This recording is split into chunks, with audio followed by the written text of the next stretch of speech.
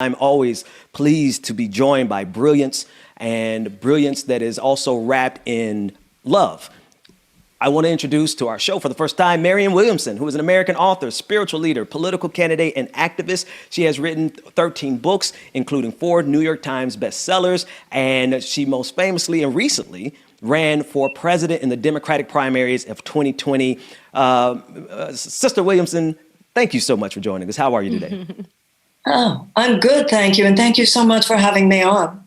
The pleasure is ours. I want to begin with just who you are. And I know most people watching this absolutely already know who you are, but just in context of the reason I reached out to you, I see you talking all the time about the hard issues.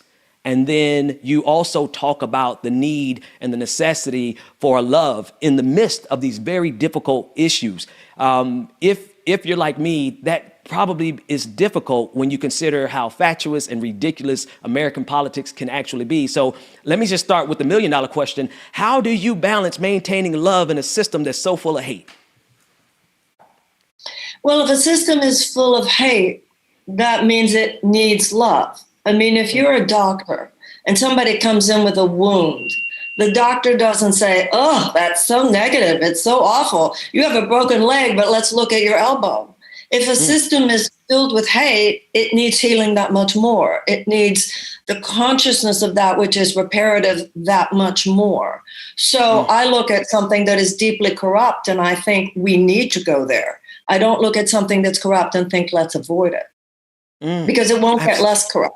It is, inertia means the tendency of the object to move in whatever direction it's been moving until a direction of a counterforce. We can't look at the corruption and the toxicity and the genuine danger, potential danger of the current system and as a generation turn away and then die happy. It can't happen. Right. I can't possibly, I say it all the time. It's like, I can't die yet. I got to live because if I can't die happy knowing I'm living a broken system for my children and their children and their children. And if we're lucky, that we would have that kind of future. But we're in a system now that most certainly is on a collision course with disaster because it's rooted in things not just like hate, but rooted in greed. And part of your campaign really was speaking to that issue of greed and how it is breaking us and how it is breaking people. Talk about your campaign and how you came in certainly differently. You came in speaking differently. You were addressing issues. Matter of fact, you were one of the first people, if not the first person, to mention reparations on those debate stages. And you just came for it all. Tell us about that process and equally as important, the kind of pushback that the system gave you. Well, the pushback the system gave me is very much aligned with what you were talking about a few minutes ago before I came on. The system has a pre-prescribed conversation, and it also has a pre-prescribed group of candidates that it has allowed into what it believes should be deemed qualified. And that has to do with people whose careers have been entrenched for decades in the system that drove us into this ditch. The idea is that they're the only people qualified to lead us out of the ditch. So I did come in talking about things that everybody I know talks about. The fact that economic values have at this point replaced humanitarian values, that capitalism has become, over the last 40 years, so untethered to ethical consideration as to be a serious danger to life among people in our country, people in the world, and the planet itself. That this absolutely must change, or we are on our way to global calamity, the likes of which we are already flirting with. But the system, the political media industrial complex, and I think you were referring to that as well. They're not disconnected. They clearly are a boys' club that work together. They won't have it. And if you seek to challenge it, they have their ways of dealing with you. No. Yeah, they have a big, broad tool set that they can use. And the very first line in their defense to protect this system from the people is that media industrial complex. The last line is the military industrial complex. If they just have to wield it out on us, they will. Would you speak then, because there is an undertone one of the reasons I think I connect with what you say so much is because the things that you say actually connect to how we survive as a species, how we survive in I want to say in perpetuity, because what we're doing right now is a recipe. I think people don't believe that this could be the last generation. I think people take for granted that our children's generation could be the last generation.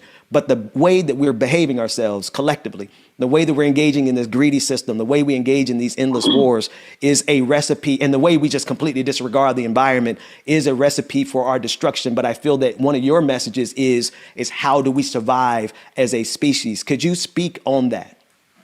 Well, I totally agree with you. We are carrying on with a naive arrogance, forgetting the lessons of history. The lessons of history demonstrate that there have been great civilizations that have crashed and burned. And our civilization can crash and burn. We are collectively demonstrating behavioral patterns that are maladaptive for our survival. And in our case, not only the survival of our civilization, but as you say, of the species itself. And we all learned as children about how evolution works. The species will either evolve in such a case, will either mutate in such a case, or it goes extinct. Now, I do believe that which represents an evolutionary alternative, that which represents the collective mutation, is present among us. And I believe the people of this country, and I believe the people of the world, there is a critical mass of people. You can feel it. It's an aspirational yearning that is demonstrating itself everywhere. New ways of agriculture, new ways to deal with food, new ways to deal with economics, new ways to deal with business, new ways to deal with medicine. It's there. The problem we have is that the economic and political systems that dominate our political and geopolitical realities are stuck in the regressive mode of behavior. And they form as they are at present an obstruction when the entire purpose of the political institutions is to be a conduit for solutions. Yes. And that's where we are right now. And that's why so many of us are screaming as loud as we can. Absolutely. So, Ms. Williamson, my question to you would be, I know that you spoke about like in these times, to combat the negativity and the toxic is to show love and to, instead of run away from it, go towards it.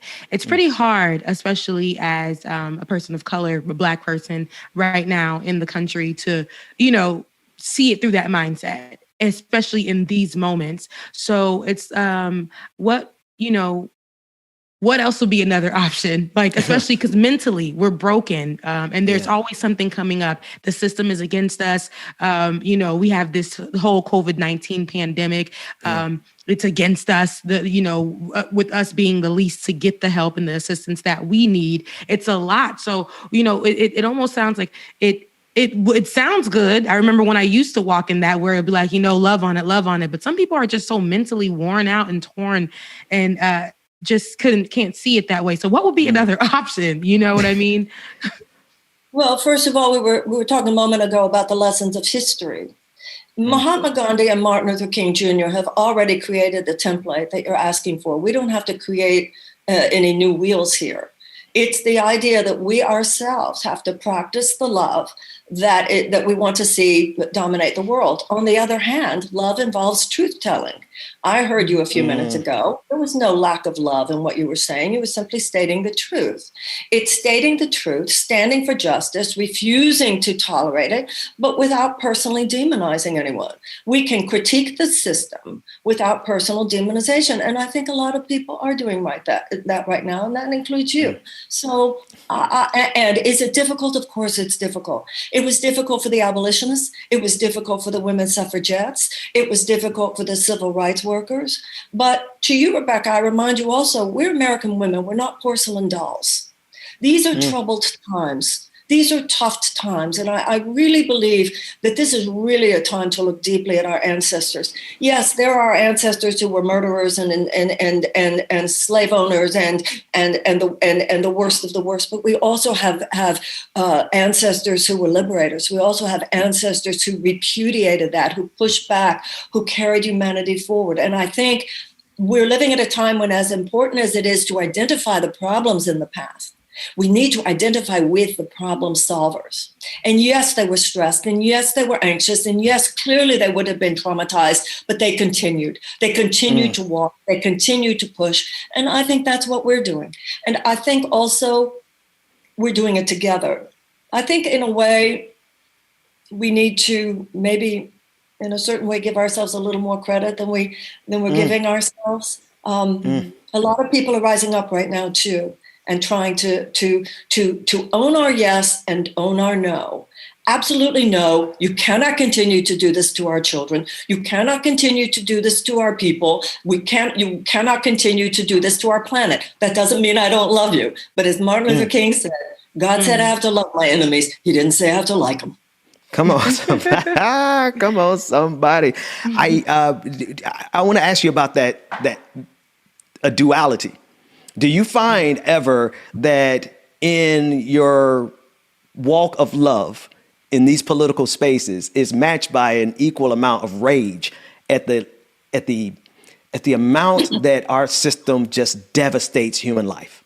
The complete and utter disregard for human life in the global South, the complete disregard for what's going on in Yemen, the casual disregard for the 22 lives that just were taken in the airstrikes in Syria. Like I find that the more I love, the angrier I get at this system. What is that duality for you? To me, it's like when you look at an Olympic level athlete, let's say an Olympic level, or let's say a tennis player at a place like Wimbledon. And that tennis player drops a ball, making a mistake they haven't made since they were 12 years old. They do not have the luxury of spending a fraction of a second going, oh, damn, they can't, they got to keep it. We don't have the luxury. So yesterday, for instance, I watched a few minutes of President Trump's speech. I saw all of those people standing up, going crazy, excited at the idea of his running a third time. I definitely know that that would be a path to fascism in America. And I felt the emotions, everything you're saying. And discipline, just the word disciple and the word discipline come from the same place. Marianne, no time. Every moment you spend going into anger or fear is a moment you should spend articulating the alternative, organizing for the alternative, inspiring and motivating for the alternative. Don't let it drag you in. In the Course in Miracles, it says, look at the crucifixion, but don't dwell on it. Look at it, know it's there, be informed, and don't spend one more moment leaking your energy and giving it to that, because your energy is so needed right now to create the alternative that will carry the day and take humanity in a different direction. One last question from me. And because I have probably 1,000 questions, we could probably talk about this stuff for days. You came out very boldly for reparations, which is something that, you know, has been a pawn in the hands of a lot of politicians, including the Democratic Party. But you were unequivocal about descendants of enslaved Africans in this country being owed reparations. Could you just speak about your conviction around that issue and in any pushback that may have caught you off guard around pushing that issue? My political views, as all of my views, rest on a foundation of spiritual principle, because I believe that spirituality is not just a different category of life. It is the underpinning, that which connects us to our deep humanity. Yeah. And a universal spiritual theme in all the great religious and spiritual systems is atonement. You can't move forward in life if you don't clean up the past. Whether it's Catholics going to confession or Jews on the day of Yom Kippur, the holiest day of the year is the Day of Atonement. In Alcoholics Anonymous, you have to admit your character defects. You have to own it where you've been wrong, and you've got to make it right. Yeah. So the more I studied about American history, I was writing a book called Healing the Soul of America in the late 90s. And I took a deep dive into American history more than I had before. I was already a liberal on social justice issues, including race. I was raised in that kind of a home. But the more I studied about American history, the more I got, whoa. And I saw that there's no way that the United States can go forward and have the life we want until we not only atone, but make amends. Now, in terms of the atonement, I had written a book in at the end of the 90s, Healing the Soul of America, including talk about how we needed reparations. And in my own work, I was already leading all over the country, not only racial healing circles, but these ritualized prayers where white people would apologize to Black people, and some very powerful things happened. But the more time went on, the more I realized, if you owe me $1,000, as much as I would appreciate the apology, I'd also like my money back. Come on, somebody. So I realized at a certain point, we can talk about white privilege all we want, but take a stand here. And for that matter, I'll tell you something else about reparations. We don't need another study. Come on. We know what happened. We Yes. don't need more evidence. We're going to have a bill to collect evidence. We know we have the evidence. It's right in front of us. It's time to put money on the table and to begin negotiations. So I was very clear about that. And this was one of the reasons why I ran. I definitely noticed that the conversation, as soon as I mentioned it on the stage, somebody came in and said, "Oh, we won't be talking about that." But to be honest, it was a woman of color who did that. And Yeah, that's Well, and exactly. that doesn't shock me. Look, that doesn't shock me at all. I'll say, Ben hit it right on the head. I was going to ask you about reparations and what that process was like for you, but for you, I think it's considered radical when you talk reparations, okay? And especially not being a Black person and being for that. And it's almost where if you speak about it, you know that your possible campaign can be doomed, but you still stood on that because you believe that, and you know what's right. You said something very, very important. We do not need another study.